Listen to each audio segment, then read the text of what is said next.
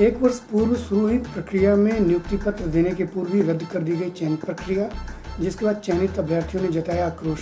विगत 1.5 वर्ष पूर्व रीवा के सुपर स्पेशलिटी चिकित्सालय के संचालन के लिए नर्सेस की भर्ती के लिए विज्ञप्ति निकाली गई थी, जिसमें शासकीय महाविद्यालय के छात्रों एवं अनुभवी को प्राथमिकता दिए जाने की सूचना भी छपी और इस आधार पर चयन प्रक्रिया संपन्न हुई, जिसमें 150 रिक्त जगहों के लिए शासकीय महाविद्यालय के मात्र 3 छात्रों ने रुचि दिखाई, जिनका चयन हुआ। शेष सीटों पर प्राइवेट छात्रों का चयन किया गया, जिस पर उक्त सभी अभ्यर्थी अपनी नियुक्ति पत्र का इंतजार करते हुए पूर्व के कार्यों को छोड़ दिया। वहीं अब पुनः प्रबंधन प्रशासन द्वारा उसी विज्ञप्ति को पुनः जारी कर भर्ती की प्रक्रिया शुरू कर, जिसका विरोध उक्त चयनित अभ्यर्थियों ने शुरू कर दिया।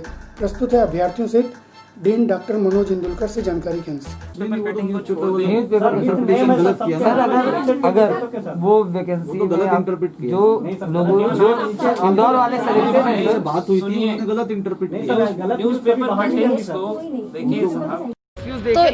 ये प्रक्रिया तो हो चुकी है सर, तभी तो पूरी फाइनल लिस्ट निकली है सर। आपका कहने का मतलब है कि इनकी मंशा ये है कि ये नियुक्ति को रद्द करके दूसरी नियुक्ति फिर से की जाए?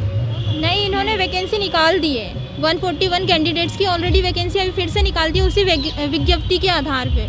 और उसके बाद आप कह रहे हैं कि जैसे फॉर्म आएंगे उसके बाद क्या होगा कि जितने भी गवर्नमेंट कॉलेज के बच्चे होंगे वो सिलेक्ट करेंगे ये, उसके बाद जो बचेगा उसमें से हमें सिलेक्ट करेंगे, मतलब हमारे मार्क्स के अकॉर्डिंग हमें सिलेक्ट किया जाएगा। तो हमारा कहना ये है कि हम जितने भी सिलेक्टेड कैंडिडेट्स हैं पहले उन्हें ज्वाइनिंग दी जाए, उसके बाद ही अलग विज्ञप्ति निकाली जाए, अलग वैकेंसी निकाली जाए। इसमें नया क्या है उसमें? पहले सर एक्चुअली हुआ क्या था कि इन्होंने क्या किया कि पहली जो विज्ञप्ति आई थी इसमें इन्होंने सरकारी कॉलेज को इनवाइट किया था, उसमें बच्चे आए थे, सिर्फ 3 बच्चे सेलेक्ट हुए। ठीक है, सरकारी कॉलेज के लिए प्राथमिकता इन्होंने दी थी, उसमें 3 सेलेक्ट हुए और जितनी बची उसमें सब प्राइवेट कॉलेज से जितने उत्तीर्ण थे उनको इन्होंने दे दिया। उसके बाद ये इन्हीं की स्टेटमेंट थी और इसके बाद इन्होंने अब क्या किया कि वापस से वैकेंसी निकाल दी।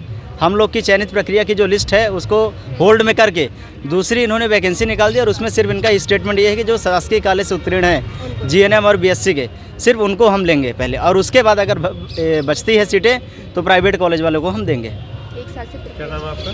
मेरा नाम अखिल पांडे है और ये प्रक्रिया 1 साल से चल रही है। 1 साल से हम लोग यहाँ डॉक्यूमेंट वेरिफिकेशन के लिए आए, उसके बाद इंटरव्यू लिया गया, फिर प्रोविजनल रिजल्ट दिया इन्होंने, फिर मेन रिजल्ट दिया। हम लोग की फाइनल लिस्ट है और आज हम लोग 1 साल से इसी के लिए चक्कर काट रहे हैं और प्राइवेट संस्था में जहाँ काम करते थे वहाँ से छोड़ के सिर्फ इसी की उम्मीद में हम लोग हैं।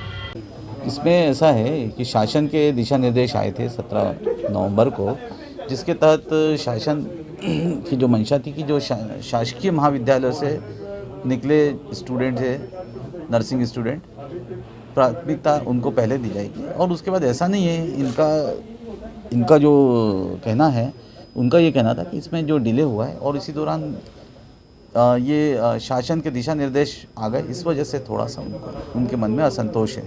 हम लोगों ने जवाब दिया है कि जब शासन इस प्रक्रिया में पूर्ण शासकीय छात्राओं को न ले पाएगी, वैसी परिस्थिति में इन लोगों को लिया जाएगा, ऐसा इनको हम लोगों ने आश्वासन दिया है। पहला विज्ञापन जो निकला था उसमें भी शासकीय कॉलेज के बच्चों को इनवाइट किया गया था और इस बार भी वही किया जा रहा, तो फिर दोनों में डिफरेंस क्या हो गया?